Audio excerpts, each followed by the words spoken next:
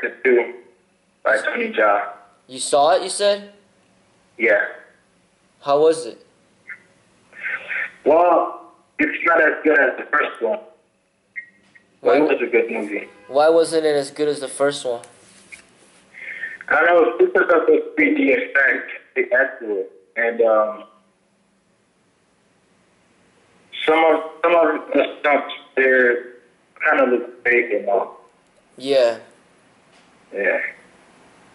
I think it's hard, like, to constantly come out with movies that are new, with new material that grasps the attention of the audience. Because, you know, the first few movies he made, he already just demonstrated all the stuff that he could do. And then now it's just probably just like a repeat of the same stuff. You know what I'm saying? And it's just nothing like... If the movie isn't, like, focused on, like, developing, like, a deeper understanding of, like, of life or the spiritualness of, like, what martial arts is supposed to represent, then then it just becomes just another action movie that's not that big of a deal.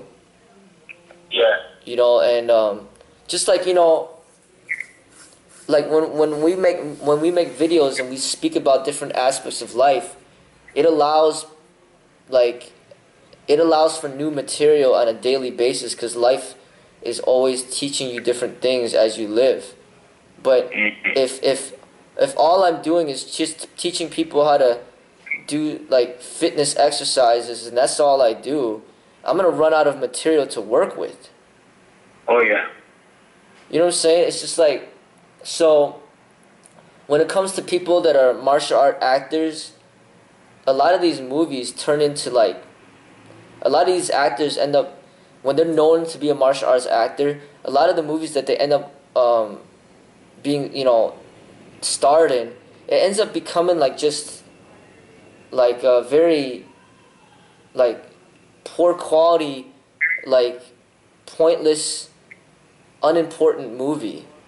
You know, just revolved around just like senseless fighting and violence that really has no purpose behind it. You know, it's like movies like Matrix and movies like Gladiator. It doesn't come across too often. You can't really reinvent that and make it brand new again. It's just something where, like somebody like Russell Crowe, for example, he's not a martial arts actor. You know, he acts in movies that, whatever movie that he feels that is worth his time. So, The Gladiator was a great movie, and to me, that movie kind of represented a lot of what a real martial artist, you know, is supposed to be representing. You know? Yeah, you know, in this movie, he wasn't interested in being empowering at all. You know, he was like, I don't know, I forgot. Yeah. You know, so that's an example. And then another movie that he played in, Russell Crowe, was that movie called A Beautiful Mind. Oh, yeah. And that was a great movie, but that had nothing to do with martial arts. But that's what I'm saying, is that a real actor that's really good at what he does, he doesn't just stick to one category and that's it. You know what I'm saying?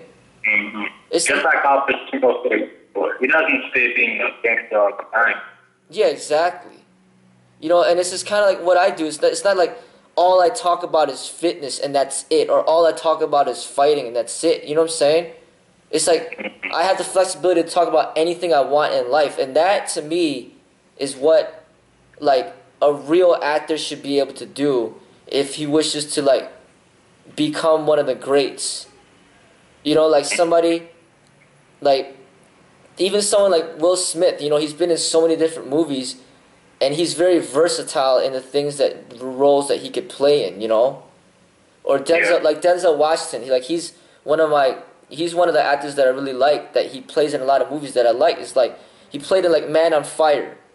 That's not martial arts, but that movie had some good meaning to it. You know what I'm saying? And then Training Day was one of my favorite movies, and that's another movie that really shows like again, it can show the difference between a real martial artist and like a corrupted martial artist. You know what I'm saying? Yeah. Also, remember the Titan. Which I one? like that too. Which one? When he was a coach for a football team. Oh yeah. I saw that one I too. like that. Yeah, I mean he played in so many movies that have like very meaningful.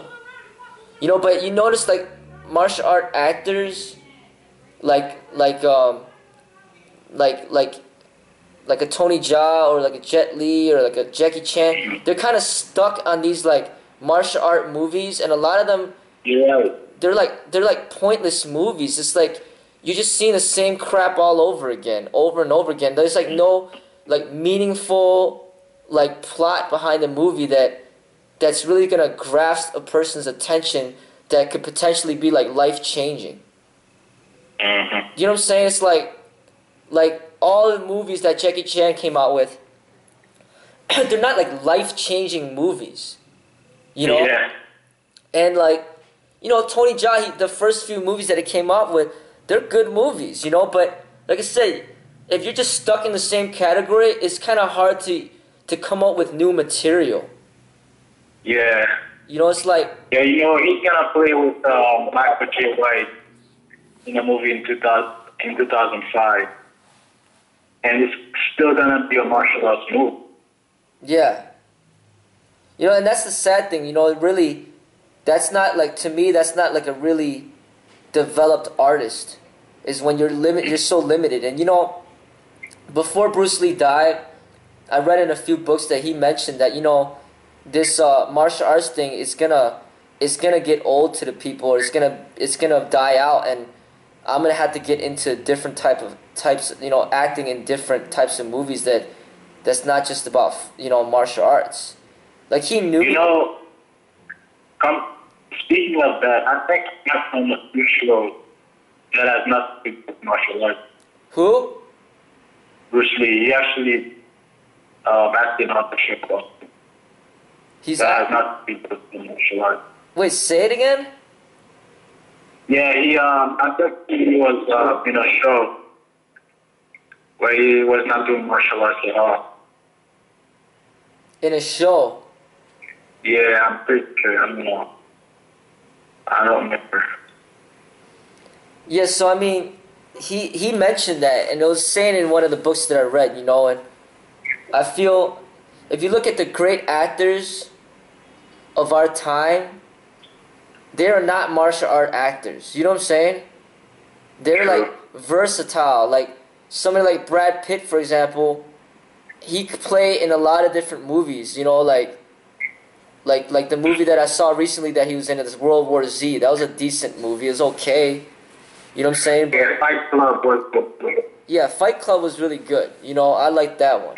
But like actors like Edward Norton, for example, he played in a lot of movies that are really meaningful. Like he that movie American History X was a great movie. You know, like very powerful movie, and you know, he played in Primal Fear. Another movie that I liked that he was in was Rounders. It's about like poker and stuff like that. But he's in a lot of movies that are meaningful. You know, and that's what I feel like a true actor is, and somebody that's a true martial artist. He's not just limited to just fighting, you know, but... Yeah. Someone like Brandon Lee, for example, is not limited to one fighting. Yeah, exactly. And that's what he really wanted to set a different standard, and he wanted to play in movies that really didn't have anything to do with martial arts. You know, and that's what made him very unique. Alright, can you hold on for a second? Yeah.